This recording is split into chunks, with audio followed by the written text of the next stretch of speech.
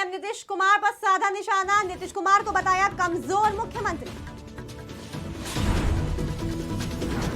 आगामी विधानसभा चुनाव की तैयारियां तेज, श्री सिंह ने किया स्लम बस्तियों का दौरा, स्वास्थ्य मंत्री पर इस दौरान साधा निशाना। डीडीसी और एसडीओ ने किया अस्पताल का औचक निरीक्षण, नर्सों की कमियों को देखकर जताया आरोप। दबंगों के हौसले लगातार हो रहे बुलंद, अधेड़ की गोली मारकर हत्या, मामले की जांच में जुटी पुलिस। चोरों के हौसले हर गुजरते दिन के साथ हो रहे बुलंद, धार्मिक स्थलों को बनाया निशाना, मंदिर से दान पेटी लेकर फरार। नमस्कार, आप देख रहे हैं आज की खबर, आपके साथ मैं हूं अफीफा मलिक। मणिपुर में हुई घटना के विरोध में राजधानी रांची में क्रिश्चियन समुदाय का आक्रोश देखने को मिला। क्रिश्चियन समुदाय ने सड़कों पर बारिश की फुहार के बीच मानव श्रृंखला बनाई और पुरुलिया रोड स्थित संत मरियम महागिरजा में सम्मिलित रूप से भारी संख्या में ईसाई धर्मावलंबियों ने प्रार्थना सभा का आयोजन किया। इस दौरान उन्होंने कहा कि मणिपुर में जो स्थिति है वो बहुत ही दुखदायी और निंदनीय है। किसी भी धर्म की महिला हो, उससे इज्जत और सम्मान दिया ही जाना चाहिए। कल ये नेशन वाइड न्यूज़ नेशन ने इसको पब्लिश किया है। इससे पहले सारे न्यूज़ चैनल भी साइलेंट थे, वजह जो भी हो मीडिया भी साइलेंट थी। कल नेशन वाइड ये पब्लिश हुआ है। जो मणिपुर में घटना हुई वो निंदनीय है, ऐसा नहीं होना चाहिए। ये भारत देश धर्मनिरपेक्ष राज्य है, यहाँ सब जाति धर्म के लोग रहता है, ये तो सबको दुनिया को पता है। हमारे प्रधानमंत्री जाके विदेशों में बोला कि हम धर्मनिरपेक्ष रहते हैं, लेकिन वहाँ का अभी जो स्थिति है वो बिल्कुल दयनीय है। निंदा का तो ये है, जो महिलाओं का इज्जत, किसी की माँ बहन चाहे कोई भी हो, उसका सबका इज्जत सम्मान देना चाहिए। क्योंकि वहाँ जो घटना भी रिसेंटली देख रहे हैं वो बिल्कुल सरासर निंदा करने का योग है। और वैसे मणिपुर में हुए आदिवासी महिला के साथ अमानवीय और शर्मनाक घटना को लेकर राजधानी रांची के प्रदेश कांग्रेस कार्यालय में अखिल भारतीय कांग्रेस कमेटी के सचिव सह विधायक ने एक प्रेस वार्ता का आयोजन किया। इस प्रेस वार्ता के माध्यम से पीएम मोदी पर जमकर निशाना साधा गया और साथ ही घटना को लेकर सदन में कांग्रेस पार्टी ने चर्चा की भी मांग की। मैं एक न्यूज़ क्लिपिंग आप लोगों को दिखाना चाहती हूँ।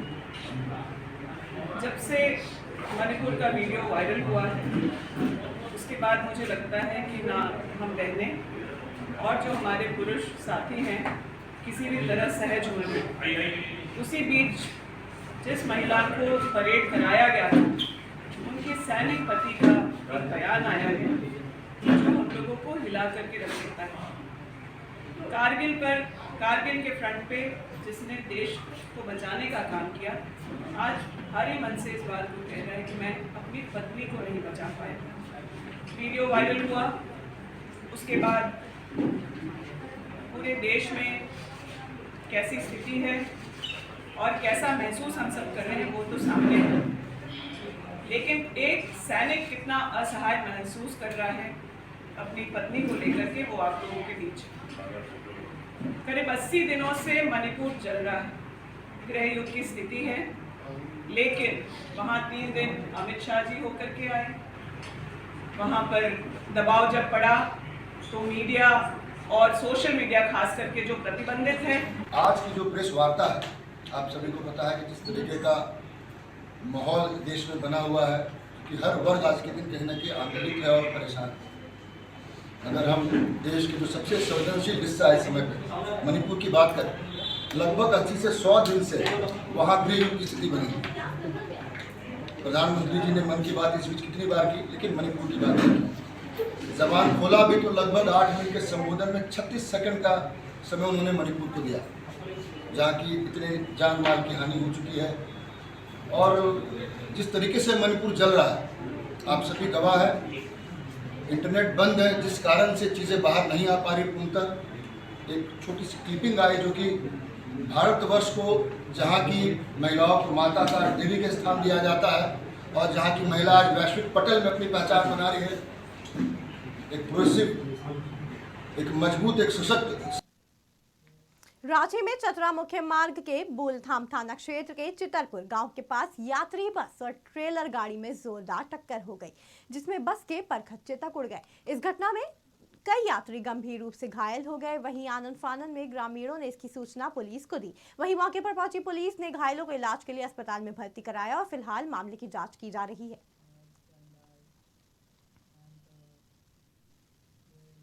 सरायकेला जिले के आरटीआई थाना अंतर्गत काशीडी में शौच के लिए निकले एक अधेड़ की गोली मारकर हत्या कर दी गई। हत्या के बाद इलाके में सनसनी फैल गई। मामले की सूचना मिलते ही मौके पर पहुंची पुलिस ने छानबीन कर मामले की जांच शुरू की और घटनास्थल से भारी मात्रा में हथियार बरामद किए। एसपी ने दावा किया कि जल्द से जल्द आरोपी को गिरफ्तार कर कड़ी से कड़ी सजा दी जाएगी। एक काशीडी जगह है जो कि रेलवे ट्रैक के बगल में है।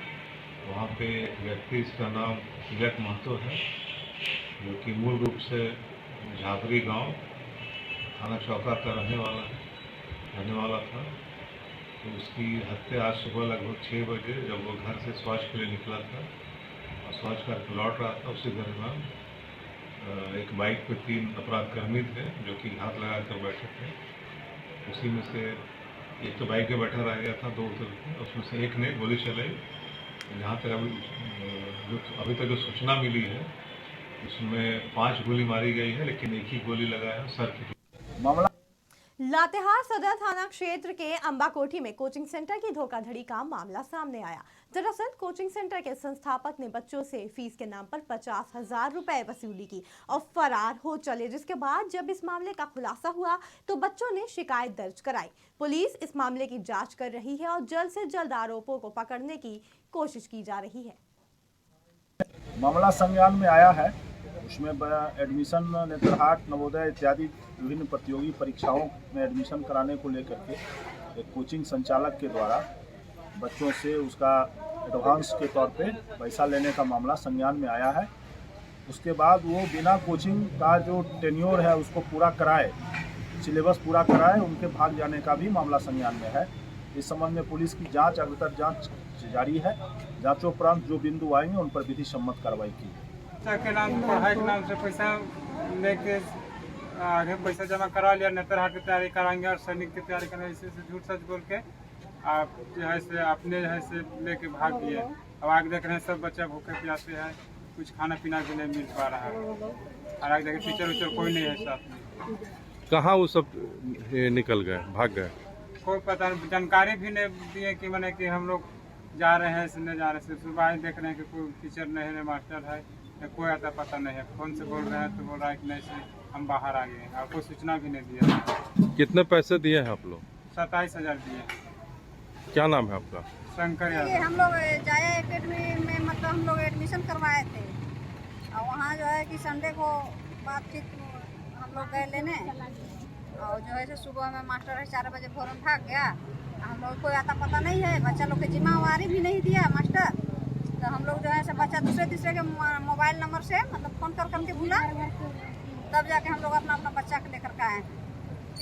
क्या और पैसा वैसा भी दिए हैं? पूरी पैसा हम लोग दिए हैं, 1 साल के लिए है पैसा।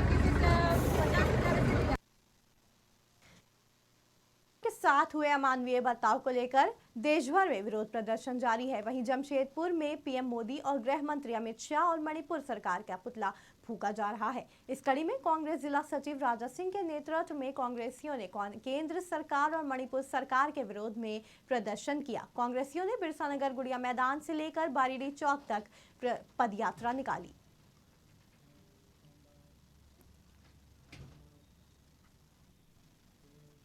जमशेदपुर में महिलाओं की संस्था नारी शक्ति के बैनर तले सावन महोत्सव का आयोजन किया गया, जिसमें बड़ी संख्या में महिलाएं हरे वस्त्रों से सज्जा होकर सावन की खुशियों में झूमती हुई नजर आए। इस मौके पर मुख्य अतिथि के रूप में महिला चिकित्सक डॉक्टर मेनीता सहाय मुख्य अतिथि के रूप में मौजूद रही। हम लोग हर साल के भांति इस साल भी हम लोग नारी शक्ति के द्वारा हम लोग महिलाओं के द्वारा आयोजित होती है सावन क्वीन का कार्यक्रम करते हैं हर साल, और ये साल में भी हम लोग कार्यक्रम रखे जिसमें कि आपका विजेता और उप विजेता, जिसमें कि सावन क्वीन कार्यक्रम में आपका डांस का प्रतियोगिता हुआ और आपका रैंप वॉक का। उसके साथ में जो 16 श्रृंगार करके आई है उसके भी हम लोग एक प्रतियोगिता उसमें भी हम लोग चुनेंगे। तो उसी में सभी इस बार हम लोग का 100 से ज़्यादा महिलाएं भाग ली है और हर साल हम लोग इस इंतजार में रहते हैं कब आएगी सावन और झूमेंगे हम लोग एक साथ। और हमारे यहाँ पर जो मुख्य अतिथि के तौर पे आए थे वनिता शाह मैडम, और हम लोग दीप प्रज्वलित करके हम लोग कार्यक्रम का शुरुआत किए हैं। महीना चल रहा सावन के अवसर पर आज हम लोग कार्यक्रम को किए हैं। जमशेदपुर में विजया जाधव डीडीसी और एसडीओ ने एमजीएम अस्पताल का औचक निरीक्षण किया। इस दौरान पदाधिकारियों ने ओपीडी, मेडिसिन सेवा, ऑक्सीजन प्लांट और नए निर्माणाधीन अस्पताल भवन की सुविधाओं का जायजा लिया। अस्पताल में नर्सों की कमी देखकर अस्पताल अधीक्षक को तलब भी किया गया। साथ ही नर्सों की कमी के सवाल पर आपत्ति जताई गई। कहा, रोटेशन के आधार पर नर्सों की सेवा ली जाए।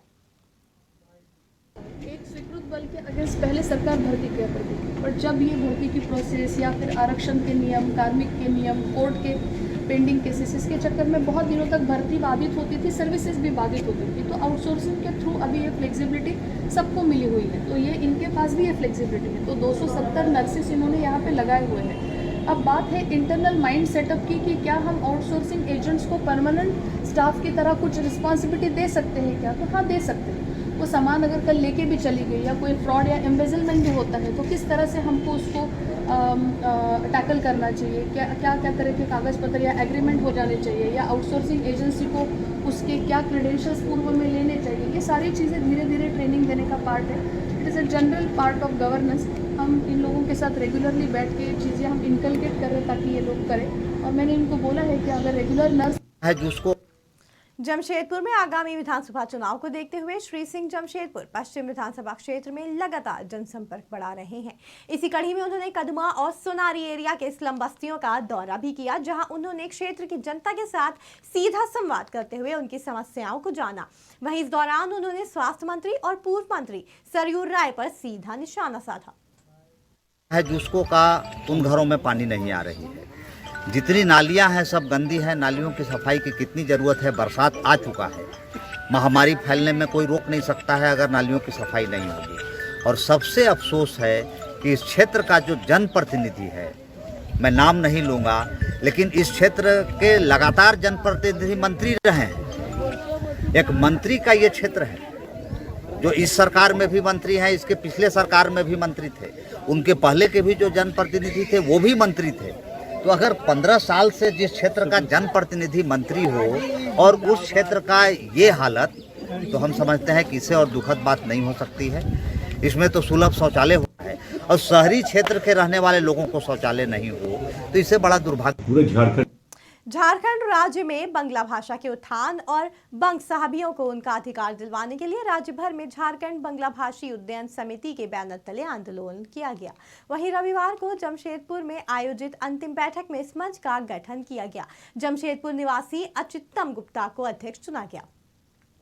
पूरे झारखंड के हर एक जिले के लोग, लेकिन एक हम लोग एक पूरे राज्य के स्तर में कमेटी गठन करना चाह रहे थे। इसीलिए 3-4 बैठकें हर एक जगह हुई। रांची में हुई, गिरिडीह में हुई, अभी लास्ट में अंतिम अभी जमशेदपुर में हुआ, जहां गिरिडीह जिला से लोग आए थे, पाकुड़ से आए थे, देवघर से आए थे, धनबाद से आए थे। सभी को लेके एक संयुक्त मंच बनाया गया, जिस बैनर तले हम बंगला भाषा के हर एक समस्या को उठाएंगे।